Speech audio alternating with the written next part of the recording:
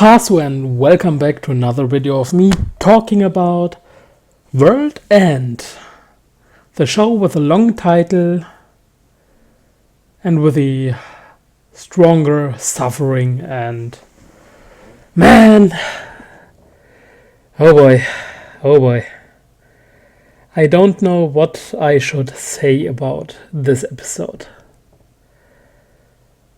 Whew.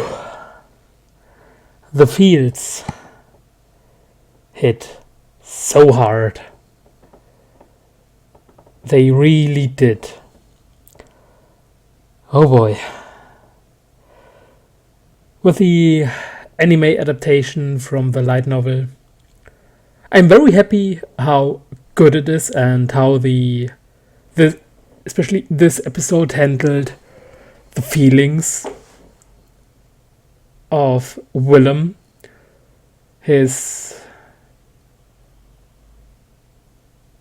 how afraid he is, how much he suffers not knowing what is happening to the girls, and then in the end of the episode he hears that the mission to defend the island failed. And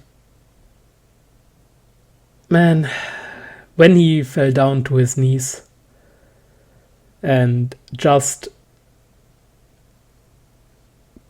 shutting everything off that he sees, that he hears, and just being this pitiful human being. Oh boy, this was strong. So yeah, we have this episode with Willem going to the island with one of the girls, I forgot her name, and she has to go to the checkup because she had this one dream that is called the Harbinger dream. It's basically the sign that the fairy girl is awakening the powers to wield the weapon. Not all of the fairies can do this, so yeah, it's just the sign that this is the girl that was chosen and she will have to be a soldier in the future. Which is, yeah, rotten luck. Seriously, this is so unlucky. And well, they were on the way to the other island to go to the military hospital. Willem was sitting there and he had basically a dream. And it was a dream about him trying to fix the roof or the ceiling because water was coming in from the rain and dropping down. And while he climbed up on the ladder, he asked Kotori to give him the hammer. But there was no response. He turned around and asked for Kotori. He just said her name and no one was there. And the scene in itself, it was so strong and so touching because we know that quite a while has passed since they sent off the girls to battle, and there was no info or no news coming in about the actual status of what is going on. Are they alive? Did they win? Did they fail? Did they die? Nothing. And then he was dreaming, and when he starts to run around the house searching for the three girls, The room were empty, where they spent their time. No one was there. And then when he ran outside, he heard a voice. And the voice just said to him he has to accept it. And if he did forget that they sent off the girls to the battle, followed by they are all dead. And then he woke up in that airship on the way to this one island. And this is a very, very good way to show how he feels, how powerless he is, how much he suffers, how much pain he feels about it, and how weak, or not even weak, but just how could I say it, how frail his heart is, how much he wishes that there would be a sign or something like this. And yeah, it's terrifying for him. And the way they displayed this scene in general, with the darkness, the overpowering darkness surrounding the entire screen with just a little bit of light, it was overwhelming. Willem was inside the darkness, but he couldn't do anything. He was just one little person confronted with the darkness surrounding him and the entire house, basically. But man, this scene, wow, this was heavy. And I loved it. Seriously, I loved this scene. It was so strong. But then we have more. We have Willem talking with the dog, going sightseeing with the girl, and how he sees that she is just playing strong, and that she is afraid, that she doesn't really want to. But then she basically got a bit motivated when Willem said that they have time the next day and that they will continue sightseeing. But when she said that after the checkup that she has to stay overnight and that they will have to go tomorrow. And then once again she was a bit scared, kinda afraid. She didn't really want to. But then she left with the words that she will be all grown up the next day after the fine-tuning. Which was, kinda sad in its own right. Because for her, growing up means becoming a soldier and going off to war, fighting and having a good chance of dying in a not so pleasant way. And there we also learned a bit more about the actual fairy thing going on, with that not every fairy can wield the weapon, and even though they have the potential or they awaken the power, there is still some tuning to be done so that they mature, because giving a weapon to an immature child is literally useless. Which sucks. And it's not even that the doctor or the people who are doing it are bad in that sense because they want to, but it's just because they don't have another way. And man, this sucks really hard. And Willem even says that, so yeah, it really sucks if the main character says this as well. Then we got, during the sightseeing, we had the statue of the sage who created the city. Yeah, a bit of foreshadowing and hinting towards what will happen in the next episodes. And then, oh boy, the heaviest part of this episode. Oh boy, oh boy, oh boy. This sword. I really liked the first scene of the show after the opening with Willem looking for the girls. Yeah, this topped it. It was coming like, well, sorry, I will take over and I will show you how it is done. And good lord, I was not disappointed.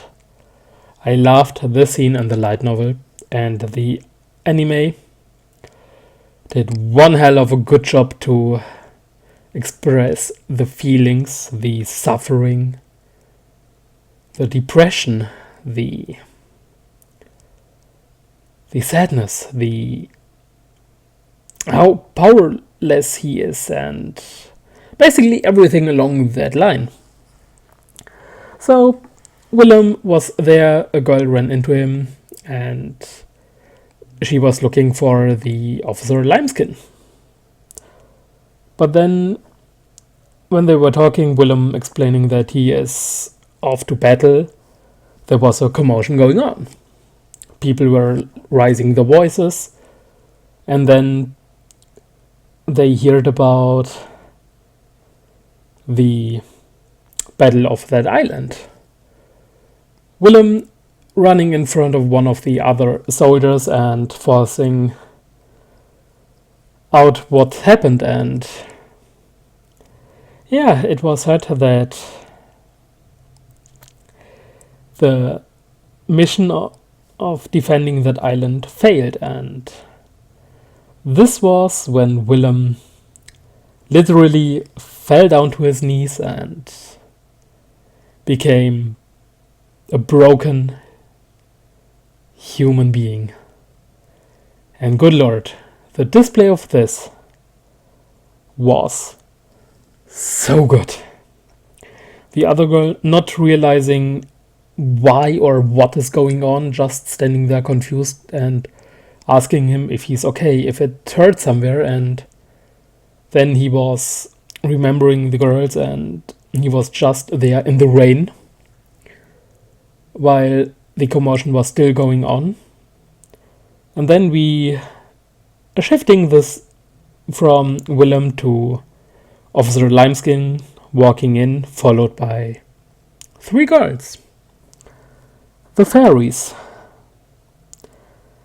The mission failed, but they are still alive. So they're walking, and Ren saying that they should send out a word that they are back, that they are safe, and the Officer Limeskin approves and says that they really should.